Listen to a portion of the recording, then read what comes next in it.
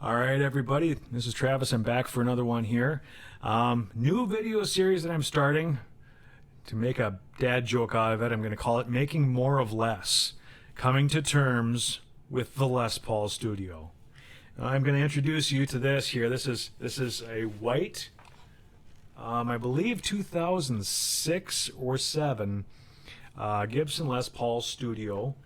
It is obviously it is ivory. It has an ebony fretboard together in perfect harmony. Now I bought this about a year ago, Facebook Marketplace. It was I think about $400 or something, $450, somewhere in there.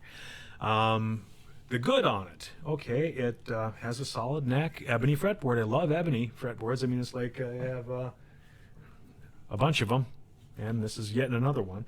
And let's see, I put a Gibson humbucker out of a Flying V I used to have back in the bridge. I've picked up a Duncan distortion for the neck.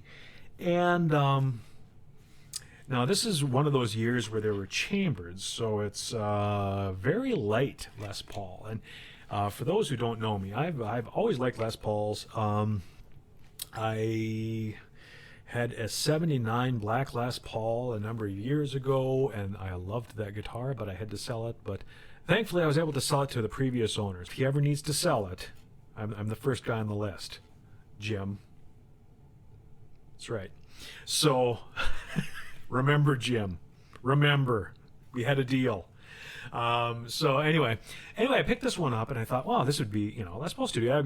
I don't care about binding really that much or anything like that. So Les Paul Studio is fine.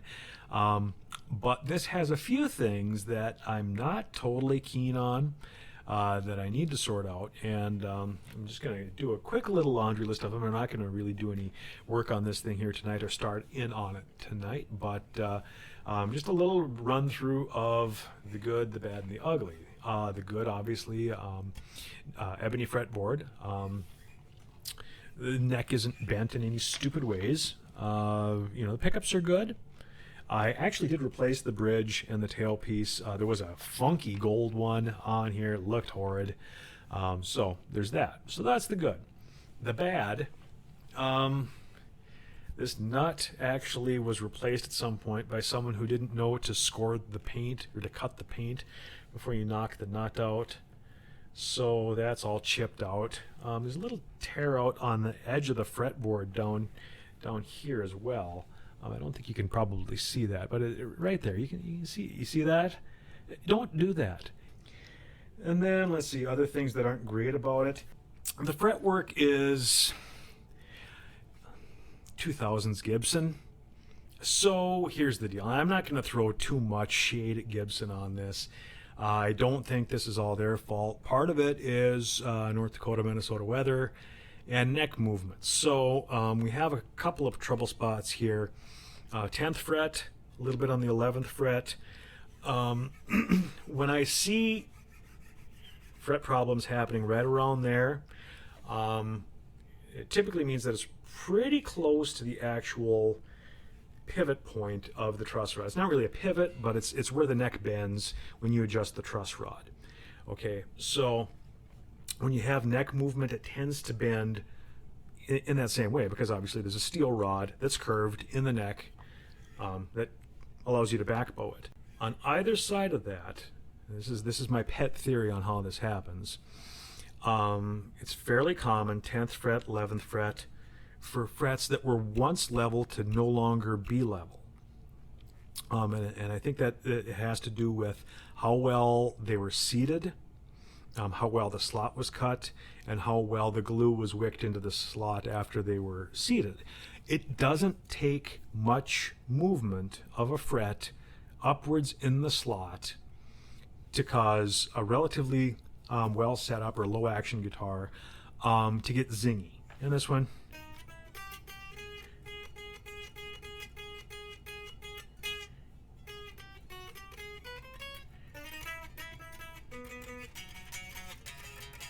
you can kind of hear that zinginess that's happening in there. It's not the worst, but this is set up decently. It's not super low, not super high either, but to get it really clean sounding, you have to have it fairly high. Other things that can cause that part of it depends on the setup person who's setting it up after they've leveled the frets. And if you have someone who likes high action on the guitar and they set it up for high action, they never do discover that their fret level wasn't perfectly level. And honestly, if you're selling guitars at a price point, how much time are you going to spend leveling frets? Les Paul Studios, made in America at a price point. I'm just going to say that one. So could be a little bit of column A, could be a little bit of column B. Another thing that I've noticed too is that there's no sort of fall away. Something that I always do when I level frets is I do a bit of a fall away, so that all of the frets, what that means is that from usually right about the 15th fret to the end of the fretboard, when I'm leveling, I will put a couple of layers of masking tape on that fret, and I'll actually level these frets so they get progressively lower as it gets towards the pickup. What this means then is that your 22nd fret on this guitar is the lowest fret on the guitar. 21st is the second lowest. 20th is the third lowest. You see where I'm going here? So then, because honestly, if the 21st fret is higher than the 22nd fret, you'll never know and you won't care, right? Because you aren't picking back here, you're picking up here, right? So that's the basic theory behind that. That obviously was not the case here. Ironically, it's the worst here, which is the least playable part of a Les Paul. Like the fret that nobody plays the 20th fret on the low E string of the Les Paul, at least not if they have a choice to play that note anywhere else. So there's that. Other problems, three-way switch is a little gummy, and pots are a little iffy. Sounds okay. I mean,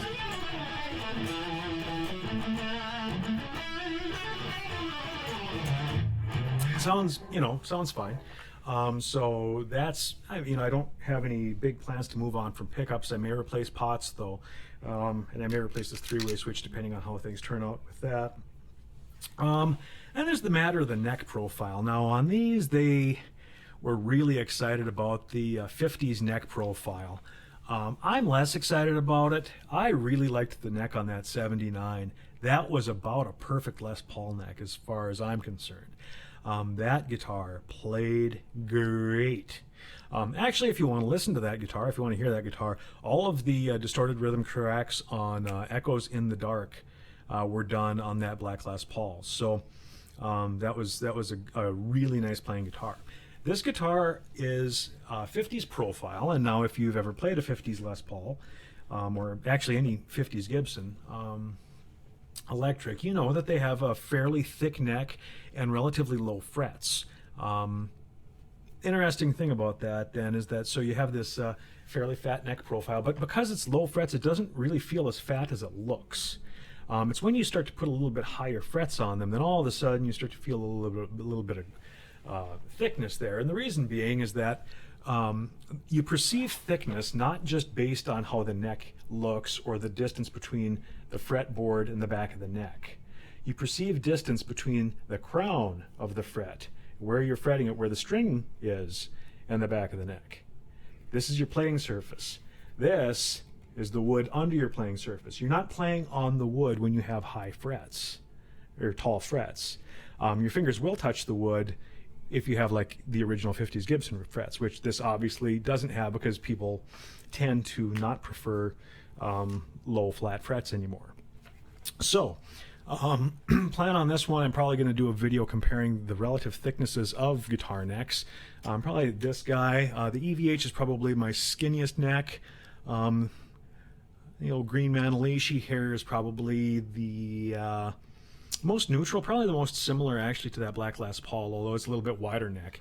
I would imagine I'm going to be taking maybe a 1/16 of an inch off of this. I am going to shave the neck down, and you may ask, why not just sell it and buy a different one rather than potentially ruining the resale value and that sort of thing? And the answer really is that with the amount of work, it's not that much work really to do the nut repair, skinny up the neck a little bit. This is okay. This is one of the one of the sadder things about this. I don't know if you, yeah, this won't pick it up probably. There are circles. There are circles around a little adjustment. There's, you know, little adjustments on the Tune-O-Matic bridge. There are circles around there where someone like took like a water pump pliers or something and like we're cranking on it. Here's the thing. If the bridge starts to get a little bit off, like where the treble side is a little low, it will bind in there and then you won't be able to turn the thumb screws very easily. That means that maybe you're really low on the treble side, higher on the bass side, so that you can't lower the treble side anymore because it's wedging you, right? So that means you need to lower it on the bass side to lower it on the treble side more. But ultimately, you've reached the limits of how much difference you can have between your bass and your treble sides. It's easy enough to sand the thing down, and that'll be another part of this. So thinning the neck, fixing the frets will be the first part, fixing the nut, thinning the neck, probably repainting. So that'll take this will be a few installments. That'll take this into spring or summer because I don't have a winter spray setup going on here. All right, well, try and get the first couple installments here done in a reasonable time frame. The fret level part, that'll be kind of a fun thing. I'm just gonna run through spot leveling, which I have a couple of little tricks that I've never really shown anybody that worked out pretty well. So we'll see you next time around. Thanks. Bye.